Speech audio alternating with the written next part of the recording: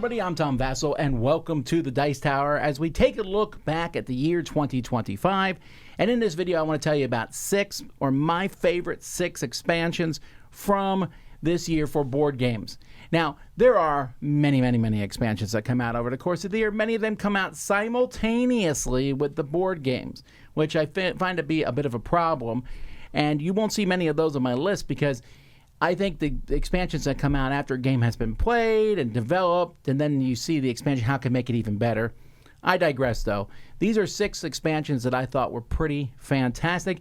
I did 1 per game, which matters because number 6 is Railroad Tiles World.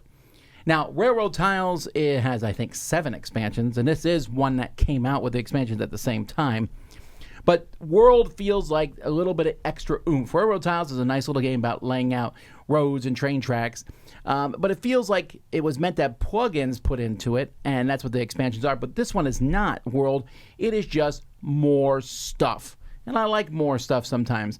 Instead of having a train or a car, I'll have like a mail truck or a race car, things like that. And then there's more objectives. And because that you're only using a few of each thing per game, the variability of games over and over, you're just going to never play the same thing. So this just adds a bunch of injected stuff. Railroad Tiles World. Number 5 is Dune Imperium Bloodlines. Dune Imperium, which it's very clear now that Direwolf is kind of inserting over Dune Imperium. It's the new Dune Imperium. It was good. It was very different in many ways from the first one, although also very similar. But the first one had 2 expansions. Well, Bloodlines kind of fixes that and adds an expansion. So if you want the Sardaukar, that's the main focus of this. But again, it is also more stuff. More leaders. Yeah, Duncan.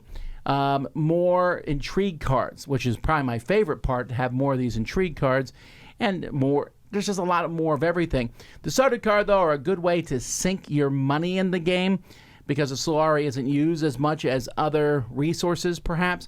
So it feels like it adds it. It adds a tech tiles, which we've already seen in another expansion, but it focuses everything in and is a good addition. Honestly, one I would always play with for Dune Imperium. Number 4 is for Dice Throne. Now, Dice Throne, at the very end of the year, they snuck out with Dice Throne Outcasts, which is amazing.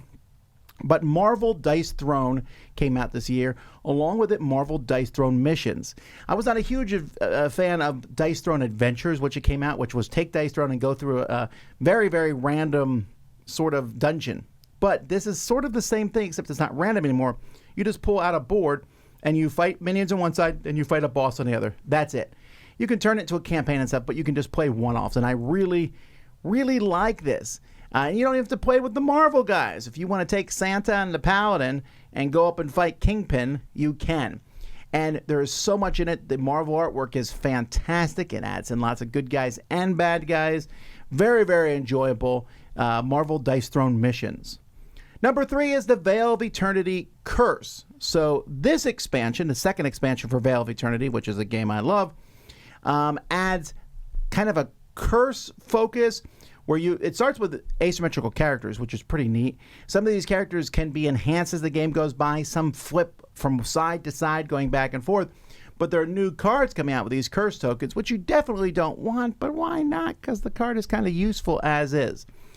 Unlike some of the other expansions, this is not one I would play with all the time because it adds a lot to the game. But it adds a lot and makes it fun in a very unique and interesting way. And I'm always up for trying new ways to play Veil of Eternity. Number 2 is Earth Abundance. Again, we come back to something I like a lot, which is more stuff. Many more cards for the wonderful game Earth. Now, what they did with this Earth expansion, though, not only did they add that, and they added some more tokens and added more things that you can get, but now there are ways to dig through the deck to look for a specific card. I didn't really have a problem with the randomness of Earth, but sometimes you go, I drew 20 cards. Where is a mushroom? Well, now you can specifically look for a mushroom. And so that really helps the game out a lot. And again, just having more cards. And I should mention along with this, they introduced a little bit of some deluxe components, which are also really nice. Earth Abundance. And finally, my number 1 favorite expansion from this year, just is one of the most recent ones, and that is SETI space agencies. SETI is a fantastic game about going off into space or looking for aliens, looking for alien life, whether it's by sending out signals, going off exploring the planets near us, etc. It has a very almost hard science fiction essence to it, but it's just really neat. And this game actually decreases playtime. It skips the whole first round, lets you jump into that with a card, but also gives you asymmetrical powers. Then it also adds more cards and more aliens. There was 5 aliens in the original game. There's now 8. There was a ton of cards. There's now even more. So that variety that's in there, everything just makes this game better. This is another one that I won't play the game without because it feels essential to me. So those are my favorite expansions from the year 2025. I'm Tom Vasel. Thanks for watching the Dice Tower.